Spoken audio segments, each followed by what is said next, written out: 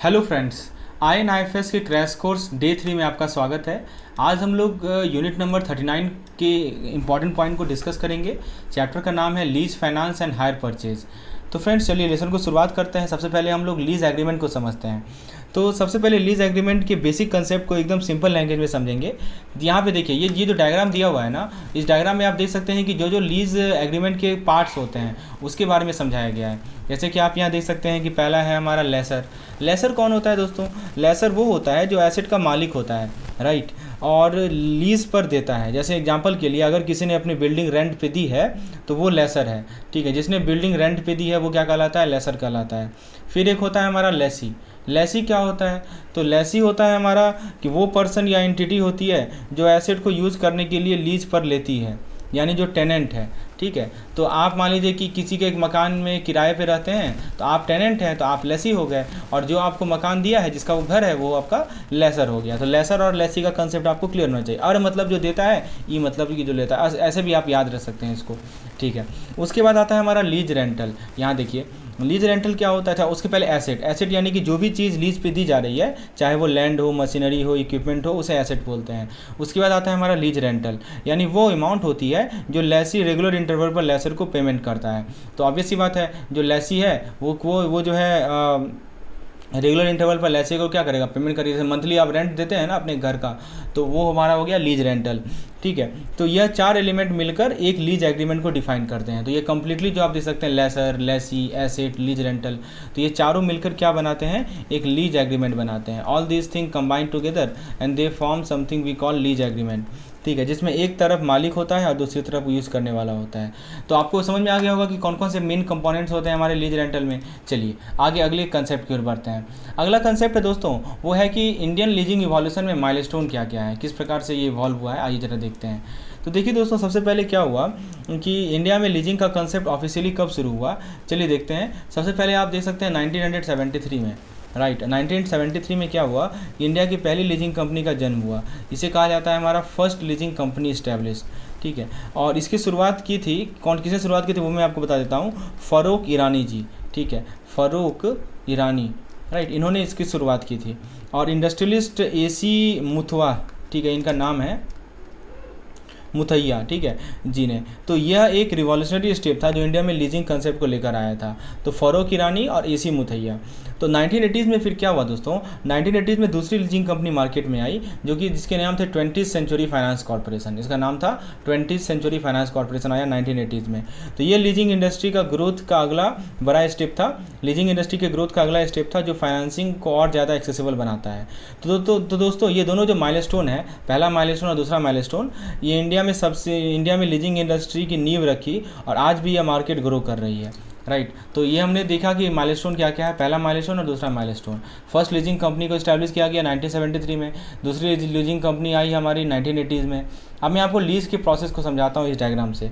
तो देखिए दोस्तों, लीजिंग प्रोसेस कैसे काम करता है, चलिए स्टेप बाय स्टेप समझते हैं। यहाँ पे आपको 3 स्टेप प्रोसेस दिख रहा होगा। तो जो पहला स्टेप है दोस्तों वो होता है लेसी स्पेसिफाई एसेट। यहाँ देखिए लिखा गया है ना, लेसी स्पेसिफाई एसेट। इसका मतलब क्या हुआ कि सबसे पहले लेसी अपनी ज़रूरत के हिसाब से एसेट चूज़ करता है, यानी कौन सा एसेट है वो चूज़ करना है, एसेट चूजिंग, राइट। मतलब कि जैसे मान लीजिए कि मशीनरी है, या मान लीजिए कि व्हीकल है, या मान लीजिए कि आपका इक्विपमेंट है, तो किस प्रकार का एसेट है उसको चूज़ करना होता है। कौन चूज़ करता है? लेसी चूज़ करता है। लेसी यानी कि जो रेंट जिसने वो सामान लिया है, ठीक है। तो यहाँ पे लेसी डिसाइड करता है कि कौन सा मैन्युफैक्चरर या कौन सा मॉडल उसे चाहिए, ठीक है। उसके बाद लेसी क्या करता है? एसेट को प्रोक्योर करता है, दूसरा स्टेप होता है। यानी लेसर यानी कि जो एसेट का मालिक है, हाँ लेसर प्रोक्योर एसेट। लेसर जो एसेट का मालिक है वो क्या करता है कि वो स्पेसिफाइड एसेट को मैन्युफैक्चरर से परचेज करता है, ठीक है। तो जो भी एसेट उसने स्पेसिफाई किया है उस एसेट को क्या करता है? मैन्युफैक्चरर से परचेज करता है, और फिर वो क्या करता है? एसेट को लेसी को डिलीवर करता है। फाइनली एसेट को लेसी को दे दिया जाता है कि यूज़ करने के लिए, और रेंट या इंस्टॉलमेंट के बदले में पेमेंट होती है। तो ये प्रोसेस सिंपल है, और कंपनीज़ के लिए एक बड़ा फाइनेंशियल सॉल्यूशन होता है, बिना एसेट खरीदे यूज करना, है ना। कंपनी को एसेट नहीं खरीदनी पड़ती और वो यूज कर सकता है। तो ये सबसे बेस्ट तरीका है, इसी को बोलते हैं डायरेक्ट लीज प्रोसेस, ठीक है। डायरेक्ट लीज समझ में आ गया आपको, ठीक है। अब मैं आपको लीवरेज लीज के बारे में समझाता हूँ। देखिए ये सब लीज के टाइप होते हैं और इस पर सवाल आया था पिछली बार कि लीवरेज लीज क्या होता है। देखिए लीवरेज लीज में क्या होता है दोस्तों, लीवरेज लीज का मतलब ही होता है कि जब एक एसेट को फाइनेंस करने के लिए, राइट, किसी एसेट को फाइनेंस करने के लिए एक से ज़्यादा पार्टी इन्वॉल्व होती है। कौन कौन पार्टी होती है? लेसर होता है, लेसी होता है, लेंडर होता है। तो चलिए समझते हैं इसके कंपोनेंट को। तो सबसे पहले लेसर, मैं आपको बताया ही कि लेसर क्या होता है, कि लेसर वो पार्टी होती है जो एसेट को फाइनेंस करने के लिए कुछ इक्विटी प्रोवाइड करता है और बदले में सरप्लस रेंटल को रिसीव करता है। तो देखिए लेसर क्या प्रोवाइड कर रहा है, लेसर इक्विटी प्रोवाइड कर रहा है और बदले में उसे क्या मिल रहा है, बदले में उसे रेंटल मिल रहा है, सरप्लस रेंटल मिल रहा है। ठीक है, लेसी कौन होता है? तो लेसी वो होता है जो एसेट को यूज करता है ना, और रेगुलर लीज पेमेंट करता है या पेमेंट शॉर्टफॉल को भी रिकवर कर सकती है ना, तो पोटेंशियली कवर शॉर्टफॉल।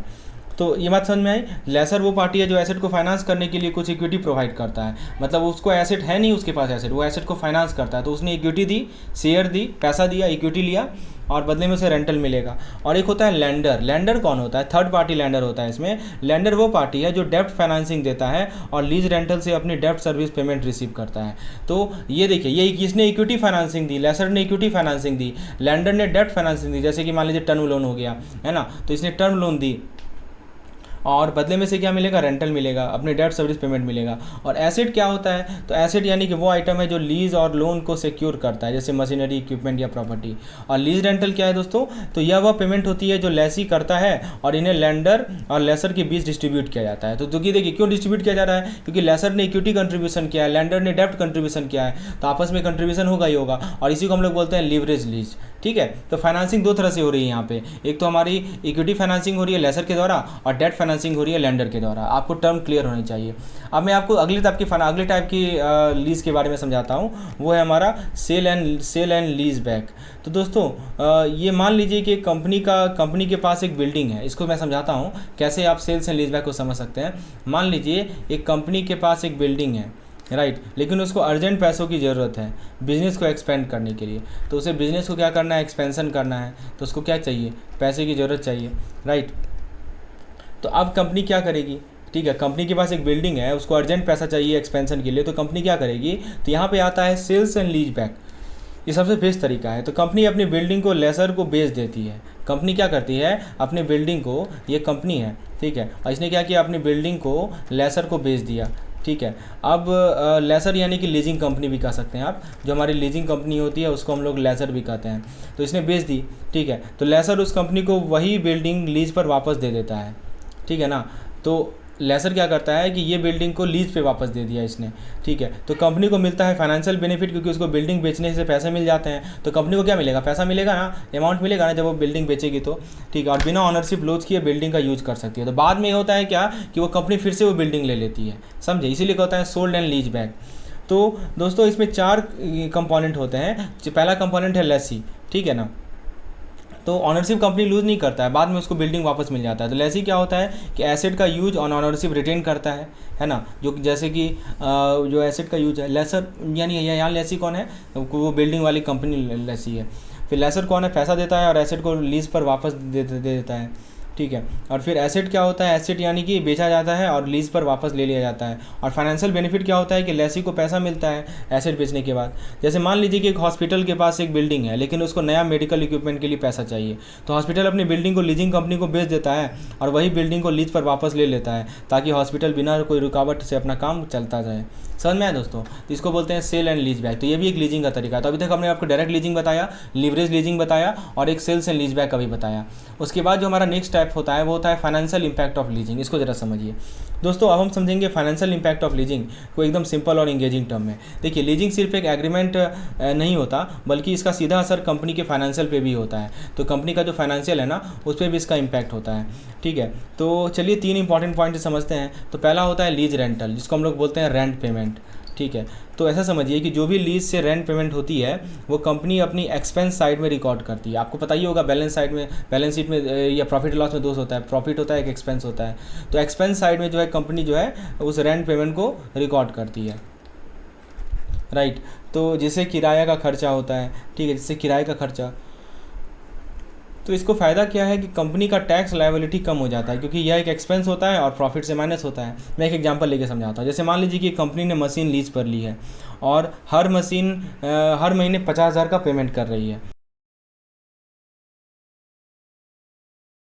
को पता हो ना, P&L account, profit and loss account. तो प्रॉफिट एंड लॉस में जो एक्सपेंस साइड है, जो भी खर्चा वाला पार्ट है, उसमें मान लीजिए कंपनी ने 50,000 का ये मशीन लीज पर ली है और हर महीने क्या होता है कि 50,000 का पेमेंट करती है। तो ये जो 50,000 है वो प्रॉफिट एंड लॉस अकाउंट में एक्सपेंस के रूप में जाएगा।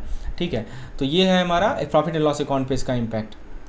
It is shown as expense, जो भी लीज पेमेंट है उसको एक्सपेंस के रूप में दिखाया जाएगा। अच्छा, बैलेंस शीट में क्या इंपैक्ट पड़ेगा? तो लीज एसेट को बैलेंस शीट पर दिखाया नहीं जाता और ना ही उससे रिलेटेड लायबिलिटी को दिखाया जाता है। तो ऑब्वियसली बात है, आपने जो एसेट लीज पे लिया है उसको आपको बैलेंस शीट में नहीं दिखाना है। हाँ, लेकिन जो लीज पे पेमेंट किया है उसको आपको एक्सपेंस के रूप में दिखाना है। ठीक है, इसका मतलब कि कंपनी का टोटल एसेट और टोटल लायबिलिटी कम ही दिखते हैं, है ना, कोई फ़र्क नहीं पड़ता उस पर। तो यह ट्रिक काफ़ी कंपनी अपनी इस ट्रिक से काफ़ी कंपनी अपनी बैलेंस शीट को सुंदर दिखाने के लिए करती है ना। जैसे मान लीजिए कि एक कंपनी है, ठीक है, उसके 10 लाख की मशीन खरीदती है, तो बैलेंस शीट में 10 लाख का एसेट और लायबिलिटी दोनों दिखते हैं। लेकिन अगर वही मशीन लीज पर ले ले तो यह बैलेंस शीट पर नहीं दिखाई जाती। समझ में आया? तो ये फ़ायदा होता है कंपनी को। अब वो तीसरा होता है डेब्ट इक्विटी रेशियो। ये भी समझिए कि सबसे बड़ी बात यह है कि लीज पर एसेट लेने से कंपनी का जो DER होता है, डेब्ट टू इक्विटी रेशियो होता है, वो अनअफेक्टेड रहता है, क्योंकि कंपनी कोई लोन नहीं लेती। तो यह इन्वेस्टर को दिखाता है कि कंपनी के ऊपर कम बोझ है और वो फाइनेंशियली स्ट्रांग है। अब बताइए, यदि मान लीजिए कंपनी कोई लोन ले ले तो डेब्ट वाला पोर्शन बढ़ जाएगा, तो DER ज़्यादा होगा तो दिक्कत वाली बात है ना। तो इसलिए जो इन्वेस्टर होते हैं उनके लिए तो अच्छा चीज़ है ना कि चलो कंपनी का DER है कम है, DER कम दिखता है, अच्छा दिखता है। ठीक है, तो ये भी फ़ायदा है। तो आपने देखा कि प्रॉफिट एंड लॉस अकाउंट में एक्सपेंस के रूप में दिखाया जाएगा, बैलेंस शीट पे कोई इंपैक्ट नहीं होता है, डेब्ट टू इक्विटी रेशियो अनअफेक्टेड रहता है। तो ये सभी फाइनेंशियल इंप्लीकेशन है लीजिंग का। तीनों इफेक्ट मैंने आपको समझा दिया, आपको पता होना चाहिए। चलिए, अब सवाल है कि how should the firm finance it asset to optimise financial flexibility. बहुत इंपॉर्टेंट पॉइंट है। तो दोस्तों हम डिस्कस करेंगे बहुत इंटरेस्टिंग डिसीजन जो हर बिजनेस को लेना पड़ता है कि बोरोइंग वर्सेज लीजिंग, क्या करें, बोरो करें या लीज पे लें। चलिए, जब भी कोई कंपनी अपने बिजनेस के लिए नए एसेट लेने की सोचती है तो उसके पास दो ऑप्शन होते हैं। पहला ऑप्शन होता है बोरोइंग, यानी कि इसका मतलब होता है लोन लेकर एसेट खरीदना, है ना। तो इससे कंपनी को एसेट का पूरा ऑनरशिप मिलता है। तो ऑब्वियसली बात है, क्योंकि पूरा खरीद रही है तो कंपनी तो पूरा ऑनरशिप मिलेगा ना, जो भी एसेट है उसका, राइट। तो लेकिन साथ ही साथ कंपनी के ऊपर डेब्ट और इंटरेस्ट का बोझ बढ़ जाता है, राइट। तो ये एक दिक्कत भी होता है कि जो डेब्ट है ना, डेब्ट का इंटरेस्ट भी देना पड़ेगा जो भी लोन ले रही है उस पर कंपनी को, तो इसका बोझ बढ़ेगा। ठीक है, तो यह फ्यूचर बोरोइंग कैपेसिटी को भी रिड्यूस कर सकता है, यानी फ्यूचर में बोरो करने के, आप चूँकि बहुत ही लोन पहले से ले चुके हैं तो आप फ्यूचर में बोरो करने की जो क्षमता होगी वो कम हो जाएगी। ठीक है, तो ये सभी इसके डिसएडवांटेज हैं।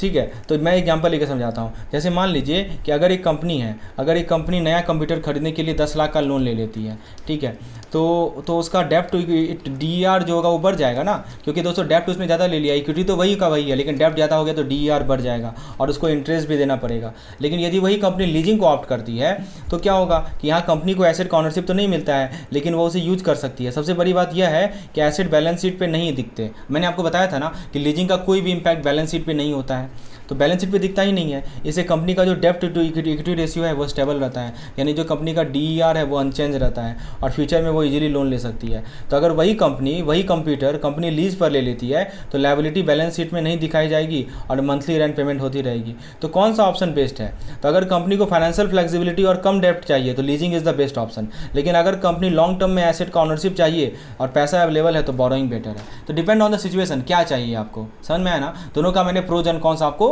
समझा दिया।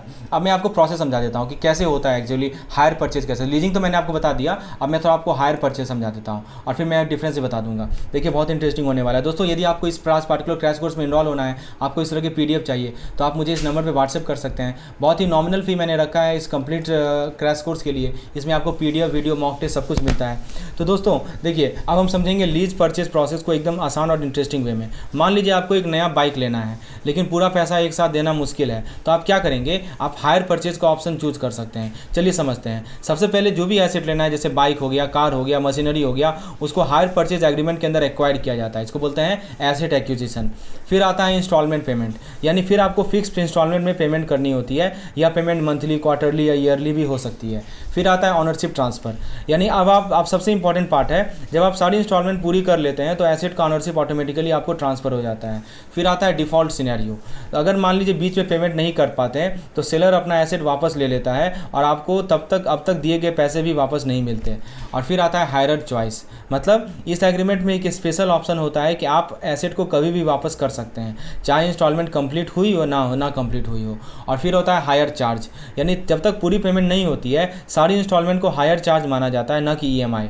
तो दोस्तों यह था हायर परचेज का प्रोसेस, आसान, फ्लेक्सिबल और रिस्की भी है ना। आपने पेमेंट नहीं किया पूरा तो फिर वो वापस आपको कुछ नहीं मिलेगा, आपका इंस्टॉलमेंट भी गया और आपको एसेट भी नहीं मिलेगा, इसीलिए पेमेंट पूरा करना बहुत ज़रूरी है।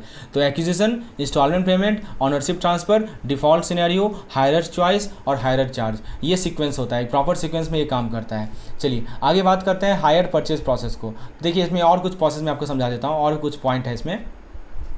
हायर, अभी मैंने आपको क्या बताया, यहाँ पे मैंने आपको बताया हायर परचेज प्रोसेस, और यहाँ भी आप देख सकते हैं, ठीक है। ये इसको भी समझ लीजिए।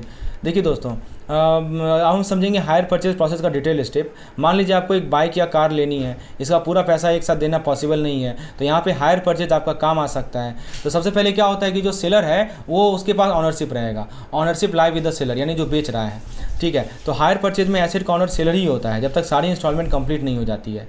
दूसरी बात ये कि एग्रीमेंट के टाइम बायर को 20 से लेकर 25% जो है इनिशियल पेमेंट देनी पड़ती है, इसको बोलते हैं हम लोग एडवांस पेमेंट। क्या कहा जाता है इसे? Advance payment. यानी आपको मान लीजिए कार का कॉस्ट 10 लाख है तो उसका यानी आपको 2.5 लाख से 3 लाख रुपये आपको उसको देना पड़ेगा, यानी 2 से 2.5 लाख तक। फिर आता है ईएमआई पेमेंट प्लान, मतलब क्या होता है कि बाकी जो बचा हुआ पैसा है वो आपको ईएमआई में 36 से लेकर 48 महीने में देना होता है, जिसमें प्रिंसिपल और इंटरेस्ट दोनों शामिल होता है। फिर एक होता है अल्टरनेटिव डिपॉजिट ऑप्शन, मतलब कि बायर के पास एक और ऑप्शन होता है, अगर वो चाहे तो कैश पेमेंट के बजाय फिक्स डिपॉजिट भी जमा कर सकता है सिक्योरिटी के रूप में, है ना। कैश पेमेंट ना देकर बायर फिक्स डिपॉजिट करवा लिया। एक होता है हमारा एग्जिट ऑप्शन, इसमें क्या होता है कि अगर बायर चाहे तो एग्रीमेंट को नोटिस देकर कभी भी एग्जिट कर सकता है, पर ध्यान रहे एग्जिट करने से एसेट वापस देना होगा, समझे। एग्जिट जैसे कीजिएगा तो आपको एसेट वापस देना होगा। तो दोस्तों हायर परचेज एक फ्लेक्सिबल और इजी पेमेंट ऑप्शन है, जिसमें ऑनरशिप तो लास्ट में मिलती है पर एसेट का यूज पहले से मिल जाता है। तो ये प्रोसेस आपको समझ में आ गया, ठीक है। इसको आप समझ लीजिएगा कि हायर परचेज ऑप्शन कैसे होता है। अब मैं आपको ले चलता हूँ कि हायर परचेज लॉ को कैसे हार्मोनाइज किया जाए, ठीक है। इसको समझिए, ये थोड़ा सा मैं जूम कर देता हूँ ताकि आपको क्लियरली दिखे पिक्चर, ठीक है। इसको समझिए ये क्या होता है दोस्तों। तो दोस्तों हायर परचेज को रेगुलेट करने के लिए कुछ इंपॉर्टेंट लॉज और रिकमेंडेशन फॉलो की जाती हैं, जिससे पूरा प्रोसेस ट्रांसपेरेंट रहता है और सिक्योर बनाया जाता है। हायर परचेज एक बेलमेंट है। सबसे पहले नेचर, यदि हम बात करें तो नेचर जो उसका होता है बेलमेंट कॉन्ट्रैक्ट होता है। आप बेलमेंट जानते हैं ना, ठीक है। तो सेल नहीं है, मतलब बेलमेंट है, this is a bailment, this is not a sale. मतलब क्या हुआ कि एसेट की ऑनरशिप तब तक बायर के पास नहीं जाती जब तक सारी पेमेंट कंप्लीट नहीं होती है, इसीलिए इसको क्या बोलते हैं? बेलमेंट बोलते हैं। अच्छा, गवर्निंग एक्ट की बात करें तो इस कॉन्ट्रैक्ट को रेगुलेट करता है इंडियन कॉन्ट्रैक्ट एक्ट और सेल्स ऑफ गुड एक्ट। तो यह एक्ट कॉन्ट्रैक्ट के टर्म्स और एग्रीमेंट को लीगली वैलिड बनाते हैं, ठीक है। फिर आता है रेगुलेटिंग एक्ट। तो दोस्तों इसके proper regulation hire purchase act 1972, hire purchase act 1972 के अंदर होता है, जो बायर और सेलर के राइट और ऑब्लिगेशन को डिफाइन करता है। और फिर यदि हम बात करें लॉ कमीशन सजेशन, तो लॉ कमीशन ने रिकमेंड किया था कि हायर परचेज के लिए एक सेपरेट एक्ट आना चाहिए जो बायर और सेलर दोनों के इंटरेस्ट को प्रोटेक्ट करे। ये लॉ कमीशन ने सजेस्ट किया था। तो दोस्तों ये सारी लॉ और रिकमेंडेशन मिलकर एक इफेक्टिव हायर परचेज रेगुलेशन बनाते हैं, जिससे बायर और सेलर दोनों सिक्योर रहते हैं, राइट। तो दोस्तों आपको यदि एक्सप्लेनेशन समझ में आ रहा हो तो एक लाइक बटन जरूर दबाइएगा और कमेंट में बताइए कि हायर परचेज या लीज कौन सा ऑप्शन आप चूज करेंगे। यदि आपके सामने ऑप्शन दिया गया कि हायर परचेज और लीज का, तो कौन सा चूज करेंगे। अब दोस्तों वही चीज़ क्लियर करने के लिए आपको मैं कंपैरिजन करवा देता हूँ कि हायर परचेज और लीज में से सबसे बेनिफिट कौन सा है। मैंने आपको दोनों समझा दिया, let's talk about it now. दोस्तों अब हम समझेंगे कि लीज और हायर परचेज के बीच का फाइनेंशियल कंपैरिजन, यह बहुत बार पूछा जाता है। एक बार यह कंसेप्ट समझ लिया तो कभी भी कन्फ्यूजन नहीं होगा। तो सबसे पहला बेसिस ऑफ कंपैरिजन है वो है ऑनरशिप, ठीक है। तो ऑनरशिप की यदि बात की जाए तो ऑनरशिप के बेसिस पे दोस्तों लीज में ऑनरशिप कभी भी लेसी के पास नहीं आता, लेकिन हायर परचेज में ऑनरशिप सारी पेमेंट होने के बाद हायरर को मिल जाती है ना। तो लीज में मैंने देखा था बहुत तरह की लीज आपको बताए थे, उसमें लेसी के पास तो ऑनरशिप होता ही नहीं है, लेकिन हायर परचेज में ऑनरशिप जो मिल जाता है पेमेंट के बाद। फिर दोस्तों पेमेंट की बात करें तो लीज में जो है monthly payment, yearly payment, rental charge को एक्सपेंस माना जाता है ना। तो ये जो भी आपका खर्चा होता है, मैंने बोला था ना कि प्रॉफिट एंड लॉस अकाउंट में आपको एक्सपेंस के रूप में शो करना होता है, ये सब खर्चा माना जाता है। लेकिन हायर परचेज में सिर्फ इंटरेस्ट को एक्सपेंस माना जाता है, प्रिंसिपल को एक्सपेंस नहीं माना जाता, समझे। फिर आता है डेप्रिसिएशन। डेप्रिसिएशन में क्या होता है कि देखिए लीज में क्या है, डेप्रिसिएशन को लेसर क्लेम करता है क्योंकि ऑनरशिप उसके पास होती है ना।